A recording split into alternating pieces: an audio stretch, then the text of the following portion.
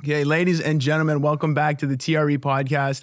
I'm your host, Matt Salesio here, coming at you from New York City. A big shout out to Melrose Podcast for hosting this amazing interview. We have Amie Wiley in the building. Amie, thanks for being on the show. Excited to be here. Excited for our chat. Very excited, very excited. Now, before I always get into the episode, I like to ask my guests what their intention is for the episode, just to kind of lay the land for the listeners and, what do you want to bring forth? So I ask you, what's your intention for this episode today?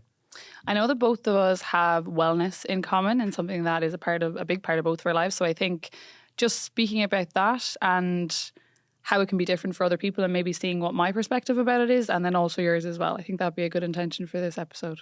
Beautiful. Yeah, because I know you have a different philosophy or outlook on fitness because you have a lot of mindfulness that goes into it and this whole other side of fitness that no one really talks about too much.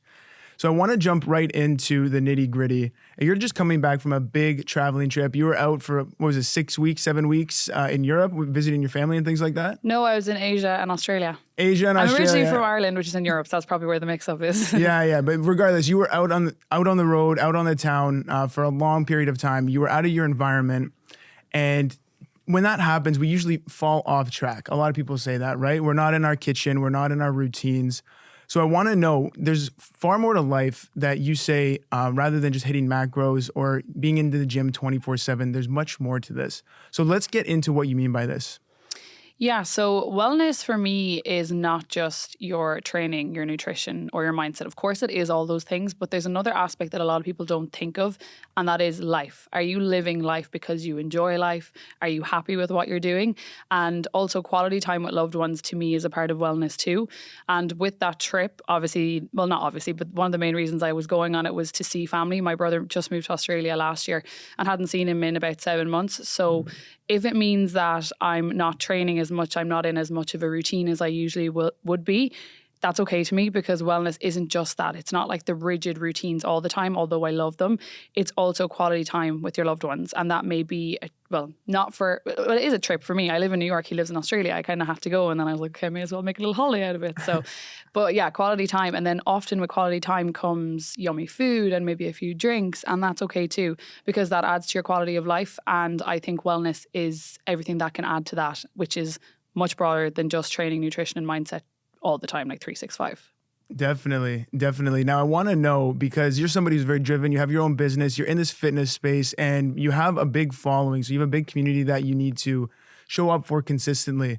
So when you don't live in alignment with what you're teaching, do you ever feel like disconnected or guilt or shame around any of those things? Because I know that's a big thing when we go off track. It's that negative self-talk that comes creeping in. What's your take on that? Well, I do teach that, so definitely not out of alignment when I do it. Of course, I teach training and nutrition and wellness and routine and how to be happier and feel better in yourself, which comes from all those things. But if a client was ever to come to me and say, oh, I'm going on a 2-week trip to Italy or to wherever it is, I'm like, enjoy yourself.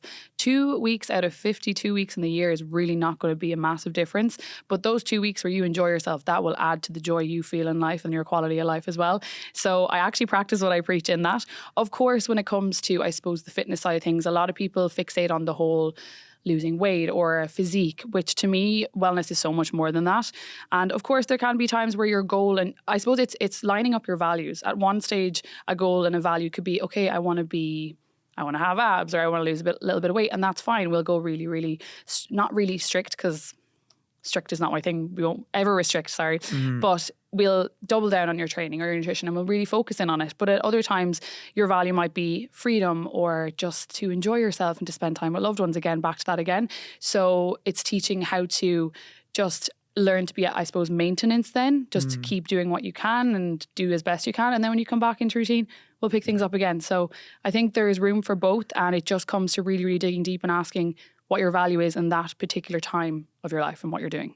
Definitely. I can honestly vouch for that too, because I'm somebody who really loses themselves in the routine. I'm always trying to get in the gym, work on the business, learn. It's constant grind and work.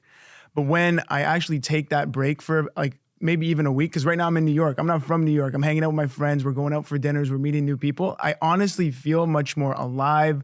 I don't have the same tightness in my jaw that I normally do. So what I'm trying to say here for the listeners is when you get out of that environment of grind and work and what you think you always need to be doing, you allow yourself to just get back into like this homeostasis, this nice balance. And then when you get back into the routine, so when I go back to my place and go back to Toronto, I'm going to hit the ground running with this new energy, this new vitality, and this nice sense of calm and actually feeling in control rather than trying to play catch up. Because that's how I usually felt in my routine when you get lost in it, right?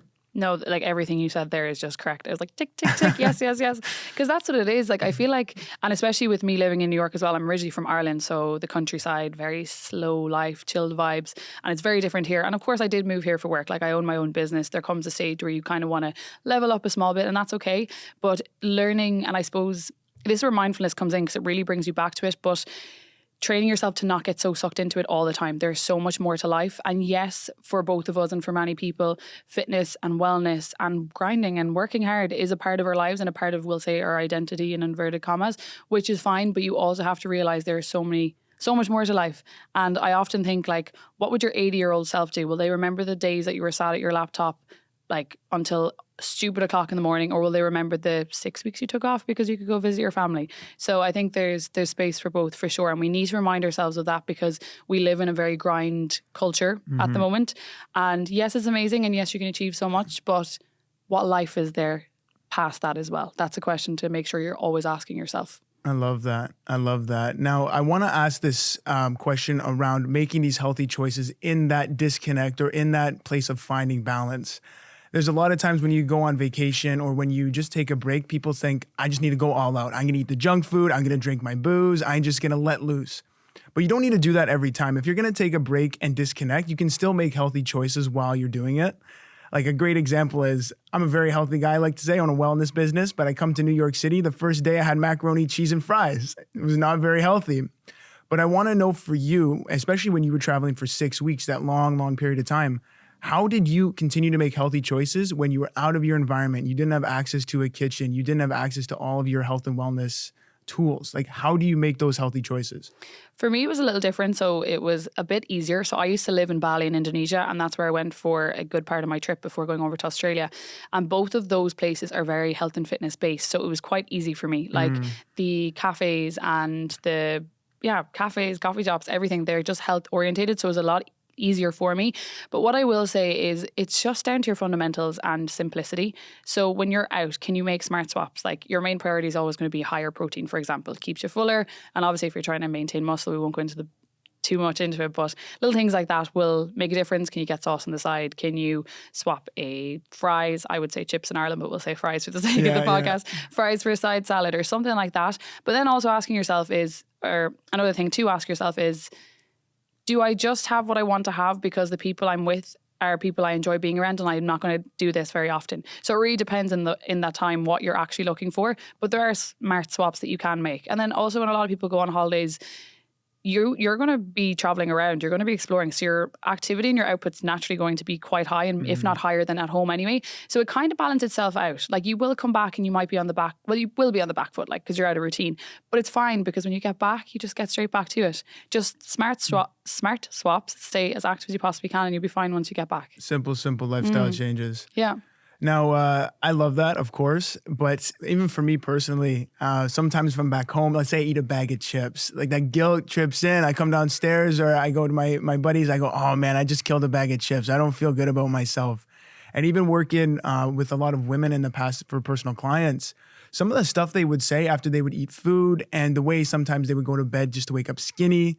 There's a lot of shame and guilt around that, especially if it's, I'm just trying to do it for balance. I really want to feel good about myself. But that guilt still trips in. So what would you say to people to make sure that they don't go down that spiral loop when they do actually eat something that's enjoyable for them? So I think it comes back to how we were conditioned. And I will say from being, that's probably a really deep word, but from being a woman myself, we've always been conditioned to be skinny, to be small, to be the physically smallest version of yourself you can. Look at the magazine years and years ago, like the way that things were plastered on it. It just will get into your mind, of course. With my business Active with Amie, I'm there to unprogram that and to teach you why, or to teach you how to do things for the right reason, basically. So instead of going to the gym to look physically smaller, although that may be your goal, you're not going to go there to look physically smaller anymore. You're going to go there, because it's going to make you feel your best. So it's changing the outlook from how you're looking to how you're going to feel. And I think by focusing in on that and really, really hitting it home with people, and of course, when you're coaching someone, it's going to be for a prolonged period of time anyways, that does get into people's heads. And that's what you want it to be. You want it to be for the right reason. So then when it comes to a day where you might have a bag of chips or a bag of potatoes or some chocolate or whatever it is, they're okay with that because they know that that's just a part of life and it's not anything to feel guilty or shameful about. I have this thing that there is no such thing as good or bad foods. There's just good and bad times to eat certain foods. For example, if you were to come home from work absolutely starving, 300 calories left to stay within your program, we'll say it would be a good time to have maybe a salad with a load of protein in it. If you're at your friend's birthday, that would probably be a good time to have a slice of cake. It may put you over your calories, but it is a good time because that's what it's for. So I think it's taking that demonizing outlook and also guilt away from food is so important, and that's everything that I teach, and it comes from an educational standpoint, I believe. Yes, I agree with you, because if somebody is in this identity of I'm a fit and healthy person, if I have a slice of cake, it's whatever. I know that's just a one-off kind of thing. I get back into my identity and my actual routine of who I am. So you don't feel too much guilt around that sense. But that's why I like to say sometimes we're not in the field of wellness and health. Sometimes we're in the field of identity and behavior change. Because at the end of the day, if you establish that first, that's what's going to carry your success much further. If you don't think you're a fit person, if you don't believe you're a healthy person, and you don't have that identity, that's why it's so easy to fall off of what you do. And that's why the guilt creeps in so very much. Now, I know you have a background in psych. Is that correct? Can you just give me a little tidbit on what that is? Like, what's your background super quick? So I have a Bachelor of Psychology and French from NUIG, which is in Ireland. You won't know the university, but it's the National University of Galway, Ireland. Okay. Now with psych, I'm very curious because, like I just said, the mind is what is going to be the big driver between somebody who's successful and somebody who is not in any realm of life. So I want to know for you personally, why do you think it's so hard for us to stay consistent with the goals we want the most? I think because people, they don't reinforce their why as much. They just go off what they can see from maybe other people around them or social media, for example, and then they believe for themselves that that's what they want. They haven't actually questioned, is this what I want? And I think it comes from a place of self-understanding as well. A lot of us don't actually understand ourselves because we don't ask those questions, or we don't, I suppose, dive deep into things, which of course is a really, really hard thing to do. But I think, a massive thing is asking yourself why you want to do something and really, really digging into that and figuring it out. Because when you get to the deep rooted answer, it will all make sense then. I think it's kind of like a surface level when it comes to a lot of things, whether it be, I don't know, weight loss or just wanting to change your lifestyle around, whatever it is, it comes from something a lot shallower than from the self, I think. Sorry, a very profound answer, but I think it's just knowing that you're doing things for the right reason and for yourself and why you want to do it as well. And then reminding yourself of that why throughout the journey. Yeah. No, I don't think that it's a shallow answer at all. I think that is the answer, to be completely honest with you, because in this day of social media, we're seeing what everybody else is doing. So subconsciously, we're being told what we want. We're being told we want to be fit. We need to be in the gym. We need to be skinny. We need to be all these things. But the second you ask yourself, like, does this align with me? Is this what I really want? That's going to really make you understand, I'm going to continue doing this, or hell no, I need to go this entire other direction. People always ask me sometimes, like, Matt, you've been in the gym for so many years. You barely miss a day. How are you so consistent? And the answer I always say is because I like the gym. It makes me feel strong. It makes me feel healthy. I'm not going to be consistent with Pilates. I don't like it. So when people come into the gym, they go, why can't I stay consistent with the gym? It's because you probably don't like it. You don't need to go to the gym to be fit and active and healthy. You can do literally any other thing. Your body wants movement. It doesn't need the gym. So the second you actually think about, do I want to go to the gym? Do I want to be jacked? If the answer is no, or it doesn't really align with you, you can find another route to do that. Because at the end of the day, it's wherever you put your energy, you're going to get the results. And if you put your energy in a place that you actually want to be, that's when the results are going to fly off the shelf. And that's where long-term sustainability comes from as well. I feel like everybody forces themselves to like something that they don't. And it comes from the gym. Like, I think everyone thinks they need to go there to get shredded, jacked, as you would say. But like, seriously, that's what they think. And I'm like, if you enjoy your form of movement, you will stick to it and it will become a part of who you are. When you hate something, you're not going to stick to it ever. And it far exceeds just the gym itself. It's with everything in life. Like when I moved to Bali, for example, the first time I actually, for the first time, fell out of love with the gym, which is normal. I think we all change and we all evolve as humans. So instead I picked up Muay Thai for the 6 months that I lived there. Completely different form of movement, but exhilarating. And I really enjoyed it and I look forward to going to it. So that was something I picked up. And also just know that it's okay to change. You may be an absolute lover of the gym, and then tomorrow you can wake up and be like, oh, I don't like this anymore. And that's fine. Trial things, find what you like and stick with that. And then you never know. You might come back to it with a new fresh set of eyes then and be like, oh, okay, no, I like this again. So just knowing that it's okay to evolve and change with with the times as well. Yeah, and that's what keeps you consistent too, right? Is when you check in with yourself on that case. But on this topic of consistency, there was one piece of advice I got from a book. Like I think it was like the second book I ever read. And it changed the way I look at anything I want to do or implement into my life. And they called it the path of least resistance. So when you're trying to be consistent with something, and if you don't have the path of least resistance to continue to do it, it's going to be very hard to do it. I'll give you the perfect example. How easy is it for you to turn on Netflix? Like that. Remote, hit the thing, Netflix right into the mic, and then it pops up on the TV. The path of resistance to get there is bare minimum. All you got to do is show up, you're watching Netflix. That's why it's much easier for you to go watch Netflix than rather to make a healthy meal. Got to chop the veggies, cook the grains, cook the protein. It's this whole thing. But let's say you want to eat healthier throughout the week. The path of least resistance to do that is have your grains cooked on a Sunday. Your bases are done for the entire week. All you got to do is throw it together. Chop all your veggies prior. So all you got to do is quick saute. You're giving yourself the option to do healthy behaviors with the path of least resistance. And that's why it's so easy to stay consistent when you follow that path. 100%. I actually have this little trick for clients as well. It's if they're ever struggling with a day and motivation zone, they don't want to go to the gym. I'm like, tell yourself you're going for 5 minutes. You're going to go to the gym. You're going to walk on the treadmill for 5 minutes and then you're going to leave. And by programming your brain to do that, you're like, oh, okay, that's an easy task. I can do that. 9 times out of 10, you're going to get to the gym and you're going to be like, well, I'm here now, so I may as well just get my workout in. And it's just like little things like that you're telling your brain, again, to make it a path of least resistance, to make it easy for yourself to do these things. But I completely agree. And the meal prepping, to whatever degree you can do it, does make your week so much easier. As much as it may feel like a chore in the moment, I like to think of it as a present for my future self. I'm gifting that to my future self because it'll make my week easier. Oh, gift to your future self. That's good. Yeah. That's really good. I like that. Now, let's say everybody does this path of least resistance. We've understood what we really desire and we're on that path to it. Do you ever work with clients who establish all this but then continue to self-sabotage their goals? You ever seen that? Yeah, all the time. And it's just a part of being human. I think, it is a part of being human, but life gets busy. Things aren't always going to be so plain sailing. And that's where I think you need to learn to be compassionate as a coach as well.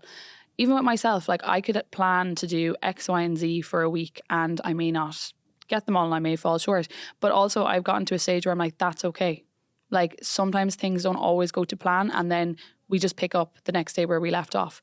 I do usually have this rule, like it mainly is around nutrition. Actually, training is usually fine for the majority of people. But with nutrition, don't let one bad day turn into 2 bad days, because once it's 2 bad days, it turns into a week. One bad day, it will happen and it's normal, but don't let it linger on and turn into 2, 3, 4, 5, 6. Just nip it in the bud, put it behind you and move on. And again, that's a mindset thing. I think it's learning that it's okay. It happens. You fall off track, but it's okay. We start again tomorrow. Tomorrow's fresh. Yeah, right on. Okay, so we've dove into this mental aspect of fitness right now. I want to go into the subcategory of it right now around this self-talk, especially with fitness, nutrition, any realm of health. The self-talk is absolutely huge. And I know personally for me, I've really bought into this grind culture, this toxic masculinity, if you will, sometimes because I'm a guy. There's an extent to which it fires me up and it gets me really motivated to continue to do what I want to do. But the more that I find myself buying into it is when I start to see my results dwindle, when I start to see my energy dwindle, and it makes me feel really off balance. Now, I want to know, have you ever personally been out of balance from this grind culture on your fitness journey, health journey? What did that look like for you? Yeah, definitely. The first thing that comes to mind was the end of last year. I don't know if you've heard of the 75 hard challenge. It's always all over the internet. I wanted to set myself a challenge and I did do that and I succeeded and I finished it, which I'm very proud of, and it was a very good day.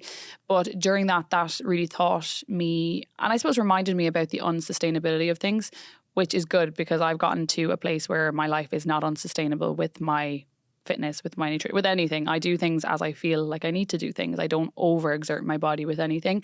But yeah, that really reminded me of how it can be toxic for a lot of people that don't have the education behind them, because they will push their bodies to extremes that their bodies are physically not able for. Whereas my whole coaching ethos is around education, is around long-term sustainability, and with that focusing on the foundations. So a lot of things that people don't really focus in on are things like your sleep, or like your sleep is the most important thing, and people will probably question me on that. But if someone was to ask me what is the most important thing in your wellness journey or in anything that you teach, it will be sleep. Because without sleep, you don't have energy. Without energy, you don't exercise. Without exercise, you're not going to be in alignment with your goal. Also, when you're tired, you're going to crave comfort. That can often come in the form of comfort food because your sleep is off. So I think it's just, probably like completely tangent there on the question, but focusing in on the basics and knowing that overexerting your body is counterproductive to everything that you are looking to achieve. That's so true. That's so true. I even look back to when I first started in the gym. Like, I was there maybe, sometimes I would go 8 times a week and like lifting heavy weight, like just stupid, just absolutely stupid. And on that topic of sleep, I remember thinking that I was doing a really good thing because I was sleeping 4 to 5 hours a night. I'm able to hit the gym. I only need 4 hours of sleep. I thought I was this like God, like let's just say at the beginning. But I don't know. I think it was a year and a bit after I was doing that for every single day. I go, why am I so irritable? Why am I so tired? Why do I not feel like myself? When I started sleeping again, and I, again, disconnected from that toxic masculinity of you need to be in the gym, don't sleep, like don't be like a pussy or whatever. When I started sleeping, it really made me understand, like, dude, just shut up. I don't need that info. That's not providing any value whatsoever. There's going to be seasons of life where I need to grind, and that's fine. And I know I'm able to do that. But I know at the end of the day, I'm going to sleep. I'm going to skip the gym and I'm going to sleep now. I do that multiple times a week. I went out with my friends last night. There's no need to go to the gym. It's going to set my day up for a whirlwind of negativity and fatigue. I'm going to sleep in and then hit my day with an actual recharge battery. It makes a world of a difference. I'm so glad you mentioned seasons there, because that's how I look at life. There are seasons in life, like you said. There are seasons to go hard on work and grind and put in the hours. Then there's seasons to relax a small bit as well. And that comes back to the first question that you asked me. Just came back from a 6-week trip. That was a season of chill for me because I had grinded so much for the 3 months. Of course, I still kept up my fitness routine and my activity and eating as much or as healthy as I possibly could. But I knew that it was a time for me to just take the foot off the pedal and just chill for a little bit, because in the next season, we go hard again. Exactly. And not necessarily as hard, but, there's an ebb and flow and a balance between it all. Mm-hmm. Yeah, absolutely. Now, looking back at this, where you are today versus where you were at the beginning with that 75 hard, maybe being a little bit out of balance, how can we, still strive to make ourselves better through that journey, but still maintain that self-compassion, that positive self-talk throughout the journey, especially even if we're not seeing results or we feel like we're not making the strides and still feel pretty bad about ourselves? I would say at times, yes, remember your goal and why you're doing something, but try not to think about how far it is in the future. And if 75 hard taught me 2 things, it was how unsustainable a life like that can be, but also to not focus on the end goal, because 75 hard, for example, is extremely hard. It's in the title. And if I was to think about the day I was finishing, which was the 25th of November, if I was to think of the 25th of November when I started on the 12th of September, I would be like, oh my God, I can't do this. Whereas all I did was I woke up each day and I was like, what do I need to do today? And I ticked what I needed to do that day. So reframing it to not think so far in the distance, but rather to wake up and just take it day by day and be like, what do I have to take off today? Because every tick you get each day adds up hugely overall, and then eventually you'll be there. But also, it's kind of funny because when you do get there, you're like, oh, this is the thing I've been working for so long, that you then realize, okay, the joy was in the whole process. So I think reframing that as well, because until you achieve something that you've wanted for such a long time, you'll never realize how the joy was literally in the process of getting there. So yeah, all of that basically. That's so true. That's so true. That even goes to that quote. I don't know if you saw it on Instagram. It's going on for a while now. It's like, I wish I knew I was in the good old days when I was in the good old days. That's literally what you're saying, right? Mm-hmm. I look back to even when I first started my business and I'm thinking I have this really big goal I want to get to. That's where I'm looking. And I had blinders on to get there. But it wasn't until I paused and I looked at all the stuff that I was doing continually, I was like, that's literally that's what I described as my end goal, but I'm doing it through the process. And because we have our tunnel vision blinders on, we miss that whole process. We miss the progress. We miss the small wins. And I feel like when you're looking at those small wins and you're in the process, that's when the self-talk is much better. because I've worked with a lot of clients, especially on the men's side too. This self-talk is some of the stuff that I would hear my clients say to me, like I would almost bring a tear to my eye. I go, bro, that's how you're talking to yourself. And because they only looking at that end goal, that jacked body, everything else is just rubbish for them. They don't care about it. And some of the stuff they would say, I go, we need to change that, because unless you're if you're gonna go through your whole fitness journey saying that stuff to you, that end goal is not gonna feel fulfilling. You're still gonna move that goalpost. It's gonna be more and more and more until you learn how to talk to yourself. And as men, I think it's just an easy, quick thing to just dismiss that. Like, men don't talk about that. Men don't need that. Put your head down, grind, and keep going. But I want to give a message to all my men out there right now is it's okay to understand that a lot of other guys are talking the same way, especially to themselves. And the one piece of advice I would give to them that I gave to myself years ago is give yourself the words that nobody else is giving you and that you're chasing. So let's say somebody is insecure in their body. They're outsourcing that to Instagram. They're outsourcing that to people to say, oh, yo, you're putting on muscle. You're putting on weight. Don't outsource your validation or your approval to these people. Give it to yourself first. And it's that is going to move mountains for you, because it has for me for sure. Yeah, one thing I'll say to that as well, and all the men out there and women, if you're listening too, if the voice inside your head was to take physical form as a person, would you be friends with them? If the answer is no, start speaking to yourself more kindly. That's so true, eh? Yeah, the way that you would hear yourself think, if it was a real person, you'd give them the finger right off the bat. Like, it's so mean. What are you doing? And why is it okay for us to do it? It's really not. But it's just, we have a negativity bias as humans. It's going to happen, but it's just catching yourself in it to be like, whoa, that's not okay. Let's not say this. Let's change how I'm going to speak to myself. Wow. Okay. So besides that one quote that you just said, if your thoughts were your friend, would you still be friends with them? I want to ask you, because you're in the spotlight as a woman too. Like, looks can feel like everything. I know that for certain.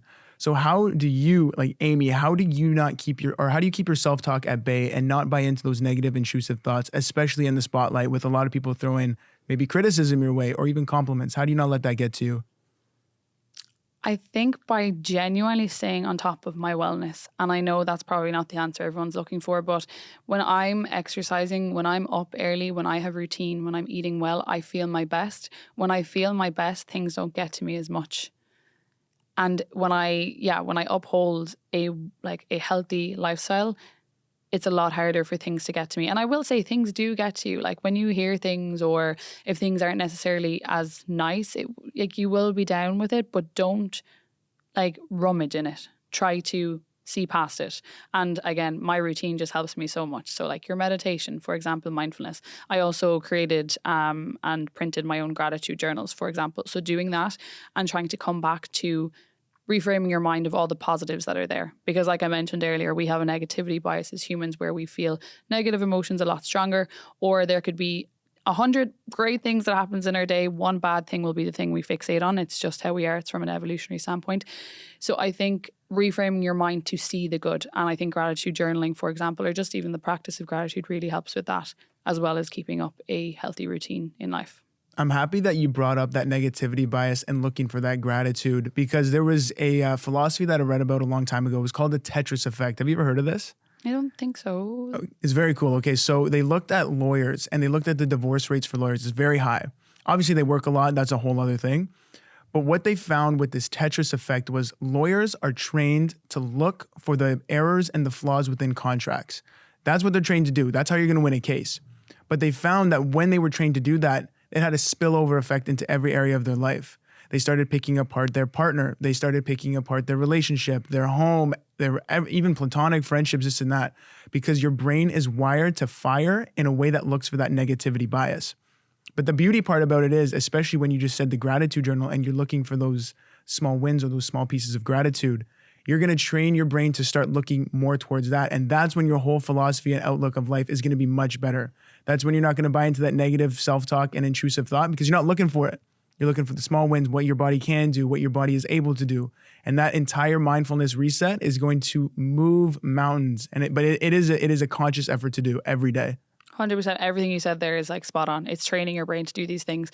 We meditate so that when our brains run away with thoughts, we can bring ourselves back to the present moment. We practice gratitude because by practicing that, you are like we do reps in the gym to strengthen a muscle. We strengthen our brain and our thought patterns by doing these things as well.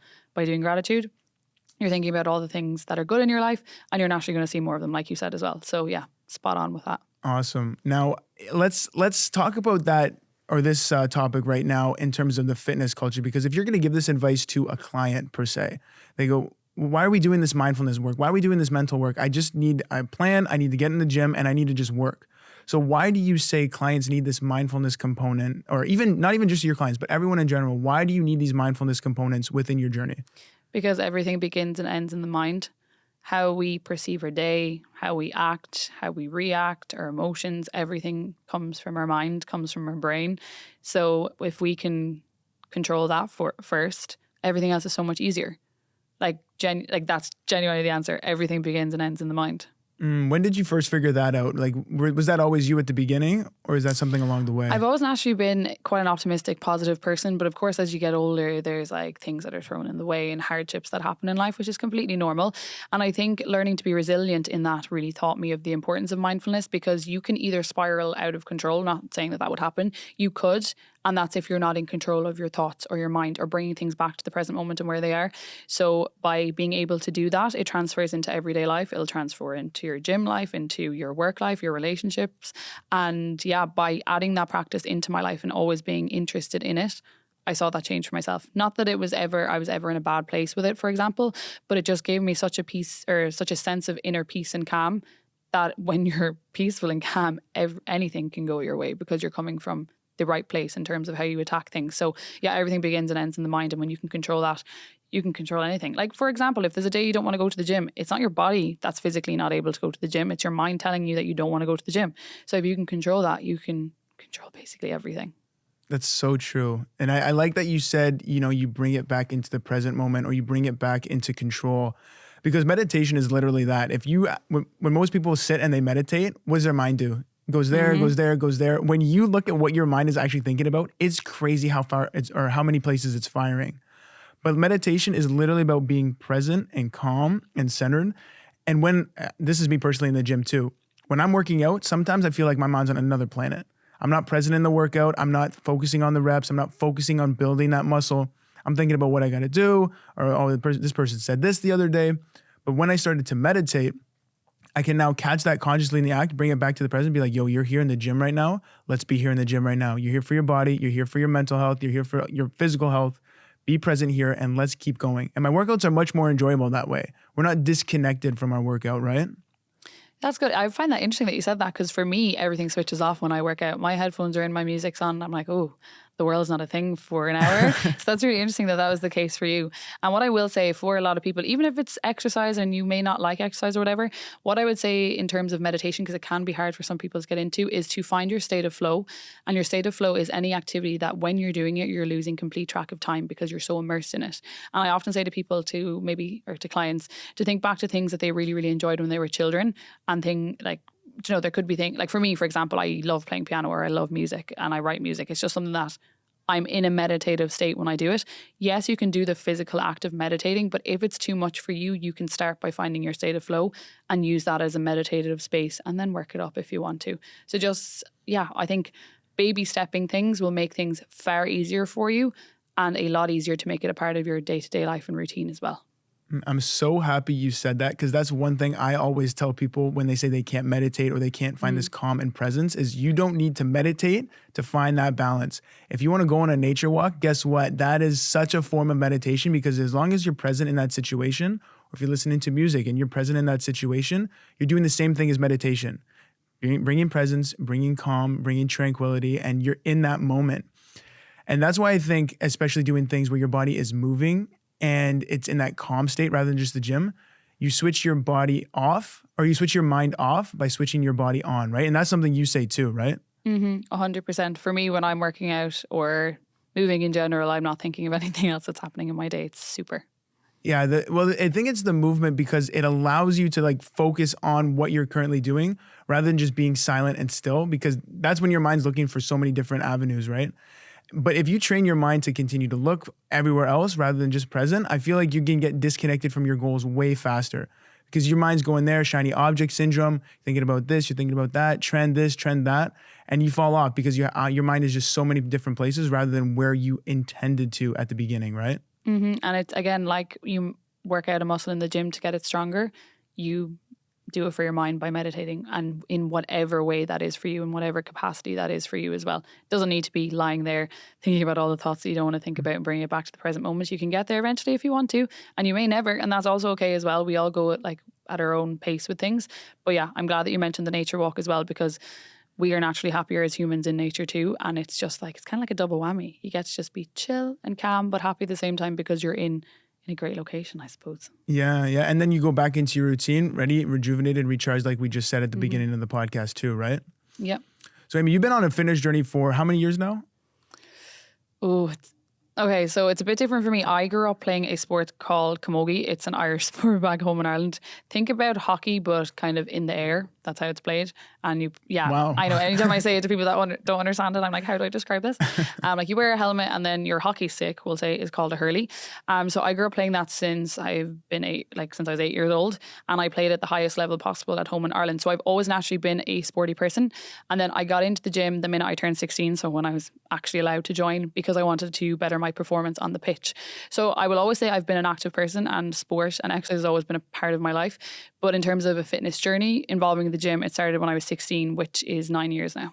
9 years. But 9 years. Like when you said 8 first, like that's like you're a kid, like a child doing that. Yeah. I'm glad you brought that up, because I've also played competitive sports since I was like 6. Okay. But now I want to ask you, have you ever felt that you were like body shamed, or you had any guilt around body image because you always had to be in a performance state? Your body always had to deliver the highest quality performance. It was being judged. Did you ever experience any of that?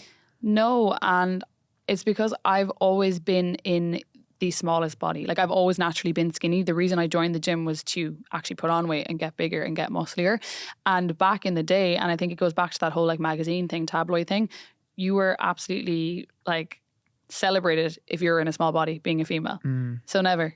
Wow. No. What a blessing, eh? That's pretty good. And then even when I gained weight, it was like, whoa, okay, like, whoa, I've never thought about things this way. That's kind of cool. And like, a lot of people, I think, at the start, because I had like a few articles go viral that were written about me and like my weight gain, for example. I was 18 at the time, and people were just like, whoa, that's like kind of refreshing to see. And it was in a time where it wasn't very common. So I've been really lucky. I never have. And to be honest, even if I had things said about my body, I was so happy in my body because I never focused on my body physically. I didn't care what it looked like. I cared about what it could do. My goals were always performance, because I always grew up playing sports, and that's performance based.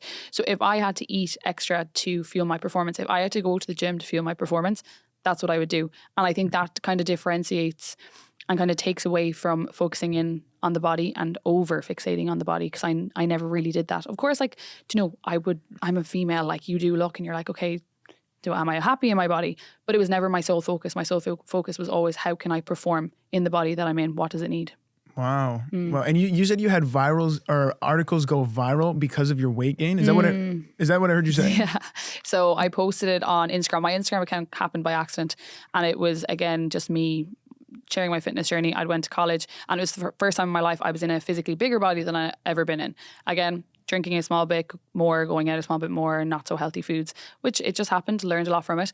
And then I posted a side-by-side picture, like some transformation picture, just for my account. I actually only set that account up for accountability for myself, and it accidentally blew up, and that's the one that I have now. So that's how that started. I never intended this to be my life, but it is, which is great. I'm grateful for it. But yeah, so some press picked up on that picture, and it was everywhere. It was in Cosmopolitan, in Glamour, in all of these big magazines, all over magazines and newspapers in Ireland. It was crazy. But it was great because it was me sharing a really positive message. And I never intended it to reach that heights, but it did. And it was good because it was a good message behind it. Okay, so they weren't bashing you because you put on weight. That wasn't the intent behind the article, was it? No. No. It was this student gained 2 stone, and this is her transformation or something. It was like shining light on a topic that was not spoke about back then at all. Like, this was 2016 or 17, I think. Oh, a long time ago. Yeah. Wow, and they were just saying like it was okay. That was the kind of philosophy behind it. And they weren't saying it was okay or it was bad. They were just showing my point of view with it, which I think even by doing that was powerful, because it showed to females that that's okay. Like, because there's a lot of negative connotations and there's a lot of detriment that can happen to females' bodies, especially when you are physically smaller. So I think it was really, really good for females to see that it is okay to not be tiny. Yeah. Yeah. That's a message that contradicts everything that we hear nowadays, right? Yeah. I want to backpedal a little bit to the sports thing and how you said like you never struggled with that body image or any kind of guilt around that, which is really great. But I look back to some of the reasons why I'm pushed or I was pushed so much to be in the gym and to always be at the top of my physique. I look at sports because you always had to jump through hoops to show that you are top class, to show that you are good enough to be on the team, to show that you are strong enough physically and skilled enough to be on the team. And looking at all those behaviors that I picked up throughout my journey of sports, it trickled into fitness. I always felt like I had to continue to be at the top. I always had to push myself from this place of pain or trying to get approval. That's why I always had to be muscular. I always had to have abs. And it really made me understand like that's why I was pushing myself to a point that was unsustainable. It was unhealthy because I never actually checked in with myself as to why I was doing those behaviors. Rather than coming from a place of performance, like you said, or coming from a place of, I just want my body to be strong. I want my body to just be healthy. Seeing those two comparisons and contrasts, like it really made me understand that this is such a huge topic. And I even spoke to other athletes too, dancers, to other hockey players, to even some basketball players. The underlying principle is the same because we all had to continue to prove ourselves. And that's what pushed us by pain rather than pushed by abundance or performance, like you said, a different aspect of it. It's so huge. Yeah, and again, that can come back to the mind of which way you are perceiving something that is going on, which way you're thinking about it. For me, I was always thinking about how can I be better? How can I perform better? It was never about the other things that you were discussing there. But it can be hard as well when it does come to perform or to sport in general. If you are just shy of making a team, it is going to be a lot harder for you than somebody that has got their space on the. For me, starting 15, that's how the sport back home works. But those players that have their space in the team, they're starting, they're playing. So I can see how it can be different there. And I suppose I was lucky in a way that because I was focusing on performance the whole time, I always had my spot. It was never taken from me. And I think if it was, it could have been a completely different story for me. I could have gone down that path that wasn't as abundant and wasn't as fixated on performance. It would have then maybe in turn turned to negativity.